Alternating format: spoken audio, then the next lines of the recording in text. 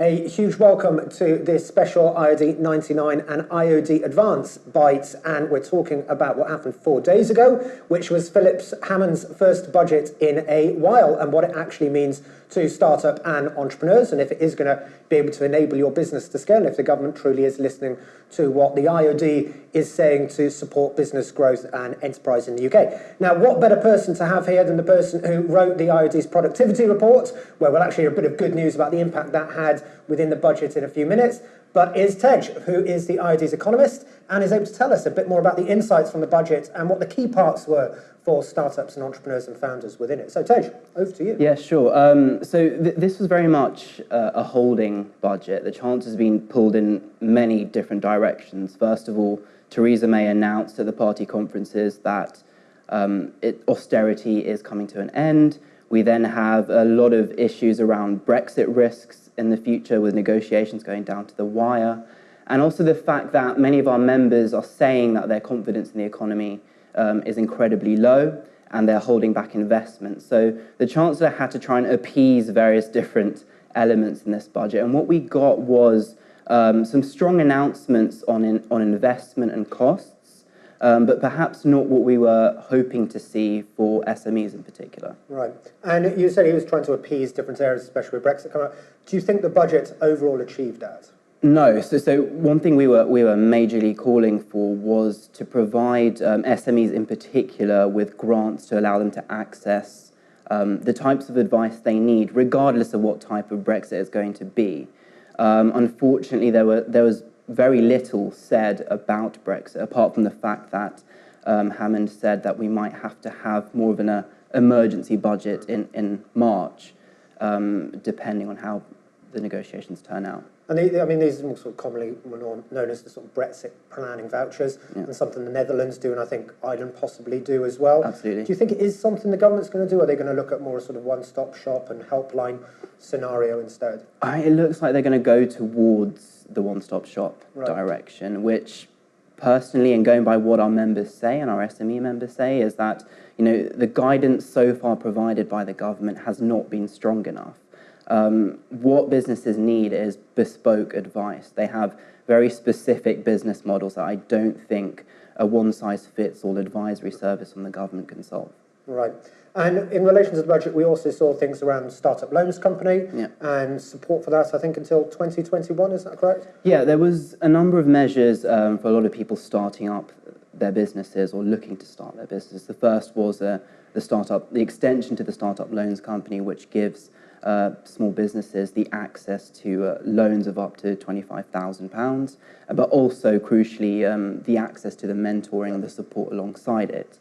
I think what was also important for the startup community alongside that, in terms of funding given, was the 200 million given to the British Business Bank to help plug any gaps associated with the loss of funding from the European Investment Fund, which has been crucial in obviously propping up the various different private equity funds and venture capital funds in the UK. Fantastic. And what were the other key areas that came out? We saw the sort of enterprise allowance area and things like this as well. Yes. So I think the key areas for small businesses would be around skills. So we've been long calling for the amount that non-levy payers for the apprenticeship levy are asked to co-invest, and that was reduced from 10% to 5%. Which is obviously a benefit because it reduces the amount that SMEs have to pay for training programs. We would have liked the Chancellor to go further and create more of a narrative around turning the apprenticeship levy into a wider training levy, so you can have small businesses get access to the crucial kind of digital support that they need, the digital training, the flexible training programs they need. At the moment, the apprenticeship levy focuses more on those long-term, high-commitment training courses, which doesn't really help the startup community in that respect.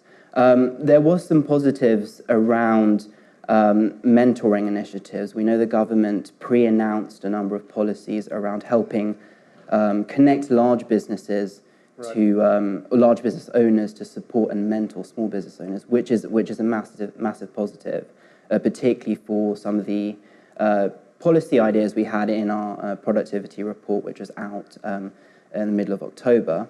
The other big win, I suppose, for us on that front was this extension to Innovate UK's knowledge transfer partnerships. Yep.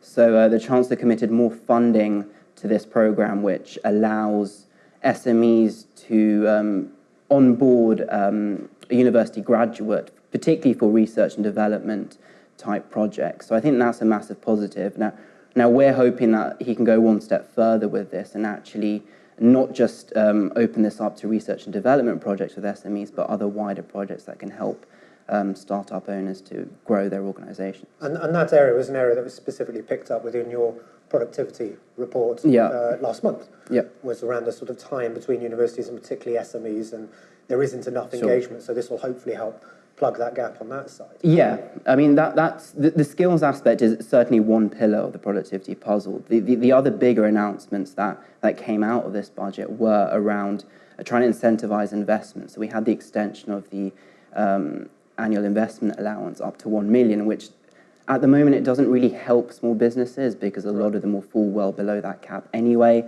What we actually found from the productivity report itself was that a lot of small business owners do not have access to the accountants to actually understand and claim these types of incentives in the first place.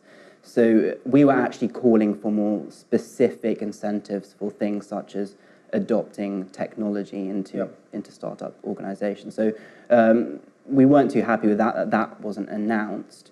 The other way, obviously, you can incentivize small businesses is to help reduce their costs. Yep. And there was a strong set of announcements around helping to support business rates, particularly for small businesses. Again, that was focused more on this narrative around the pressures facing the retail sector. So this was a relief specific to small businesses in retail. So we'd be hoping that this could be expanded to more SMEs, because we know that although this policy will shave a third of their costs, we know that business rates are a massive cost for small business owners at the moment. Well, like you sort of say, it's an area where government can directly impact a business to a positive sense if they can help the areas that they provide or they sort of impact on the cost side. If they can reduce that, it's a huge value add. So you said it's a holding budget. Obviously, it depends on where things go in the future, whether or not we see another one, and whether or not you have your work cut out and have to do another budget response, and whenever it might be. But Tej, thank you so much indeed. The productivity report, if you haven't read it, and Tej's work on that is absolutely fantastic. Any founder, any small business owner out there should really have a look at it. It's got some great stuff in it. What we'll do is within this, the blog that accompanies this video, we'll link through to it so you can easily find it. But Tej, thank you so much. Thank you. Thank you so much for watching.